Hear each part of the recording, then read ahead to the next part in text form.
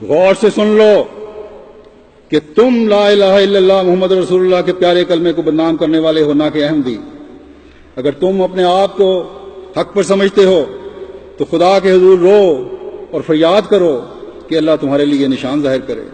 لیکن یاد رکھو کہ اس زمانے میں خدا تعالیٰ کے اس فرستادے اور آن حضرت صلی اللہ علیہ وسلم کی عاشق صادق کے خلاف دعائیں اور نعرے بھی ہوا میں اڑ جائیں گے۔ حضرت مسیح موعود علیہ الصلوۃ والسلام نے تمام مخالفین کو یہ کھلا چیلنج دیا ہے کہ میرے پر وہ دعائیں خدا تعالیٰ کبھی نہیں سنے گا۔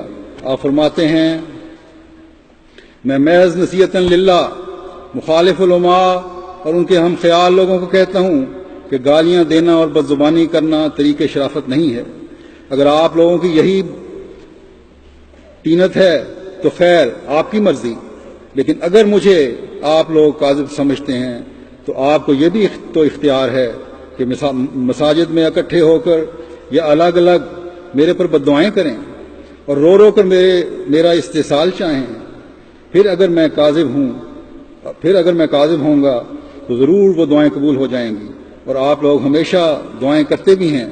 لیکن یاد رکھیں کہ اگر آپ اس قدر دعائیں کریں کہ زبانوں میں زخم پڑ جائیں اور اس قدر رو رو کر سجدوں میں گریں کہ ناک ہس جائیں اور آنسوؤں سے آنکھوں کے حلقے گل جائیں اور پلکیں جھڑ جائیں اور کثرت گریہ و زاری سے بینائی کم ہو جائے اور آخر دماغ خالی ہو کر مرگی پڑنے لگے یا مالی خولیا ہو جائے، تب بھی وہ دعائیں سنی نہیں جائیں گی، کیونکہ میں خدا سے آیا ہوں۔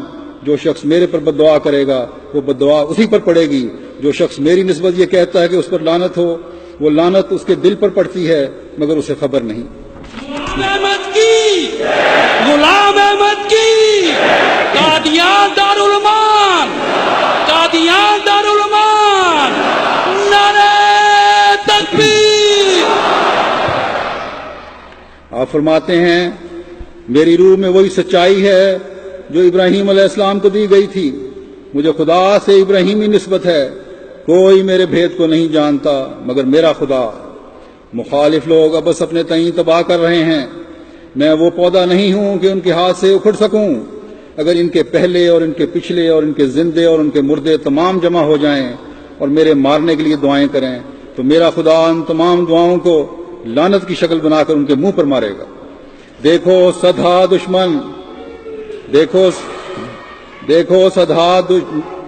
دانشمند آدمی آپ لوگوں کی جماعت میں سے نکل کر ہماری جماعت میں ملتے جاتے ہیں۔ آسمان پر ایک شور برپا ہے اور فرشتے پاک دلوں کو کھینچ کر اس طرف لا رہے ہیں۔ اب اس آسمانی کارروائی کو کیا انسان روک سکتا ہے؟ بھلا اگر کچھ طاقت ہے تو روکو۔ وہ تمام مکر و فریب جو نبیوں کے مخالف کرتے رہے ہیں وہ سب کرو اور کوئی تدبیر اٹھا نہ رکھو، ناخنوں تک زور لگاؤ، اتنی بددعائیں کرو کہ موت تک پہنچ جاؤ، پھر دیکھو کہ کیا بگاڑ سکتے ہو۔ خدا کے آسمانی نشان بارش کی طرح برس رہے ہیں مگر بدقسمت انسان دور سے اعتراض کرتے ہیں۔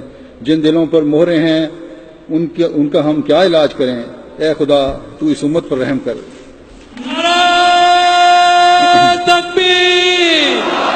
اسلام احمدیہ، حضرت خاتم الانبیاء حضرت محمد مصطفیٰ غلام احمد کی، غلام احمد کی خلافت احمدیہ، خلافت احمدیہ، حضرت امیر المومنین، نعرہ تکبیر۔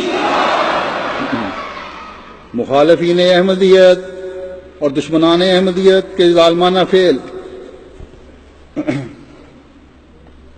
اس بات کا ثبوت ہیں کہ وہ دعاؤں سے اور دلائل سے تو جماعت احمدیہ کا مقابلہ نہیں کر سکتے۔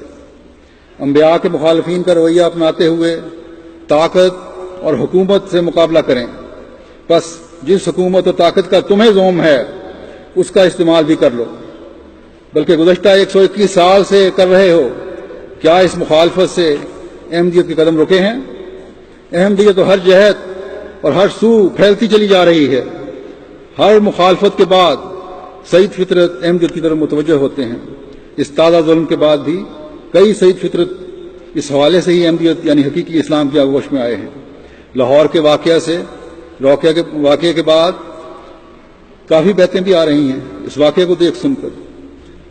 اس واقعے کے بعد یہ فتنہ و فساد پیدا کرنے والا ٹولہ جو ہے مخالفت اور گھٹیا زبان کے استعمال میں مزید بڑھا بھی ہے. اس کے باوجود لوگوں کی توجہ پیدا ہو رہی ہے. ٹی وی پروگراموں میں بغیر کسی روک ٹوک کے ان کی دریدہ دہنی کے پروگرام دکھائے جاتے ہیں، اور اگر کسی ٹی وی چینل نے احمدیوں کو وقوع کی روشنی میں حقائق پیش کرنے اور پاکستان کی تعمیر میں جماعت احمدیہ کے کردار کے بارے میں روشنی ڈالنے کے لیے بلانے کا اظہار کیا تو یا ملا کے خوف سے یا حکومتی ادارے کے خوف سے اس پروگرام کے کرنے کی اجازت نہیں ملی، یا خود ہی بعد میں کہہ دیا کہ ہمیں اجازت نہیں. اس لیے کہ ان کو پتہ ہے کہ قوم کی آنکھوں پر جو ان نام نہاد علماء کے غلط پروپیگنڈے نے پردہ ڈالا ہوا ہے، احمدیوں کا موقف سامنے آنے پر یہ پردہ چاک ہو جائے گا. جن کی احمدیوں کو گالیاں دینے اور مسیح موعود علیہ الصلوۃ والسلام کے خلاف گھٹیا زبان استعمال کرنے کی وجہ سے روزی لگی ہوئی ہے، وہ روٹی بند ہو جائے گی ان کی. بس یہ نفس پرست ملا ہیں جنہوں نے بدقسمتی سے پاکستانی حکومتوں کو جرغمال بنایا ہوا ہے، اور حکومتیں بھی اپنا الہ، اپنا معبود ان ملاؤں کو سمجھتے ہوئے آنکھیں اور کان بند کر دیتی ہیں.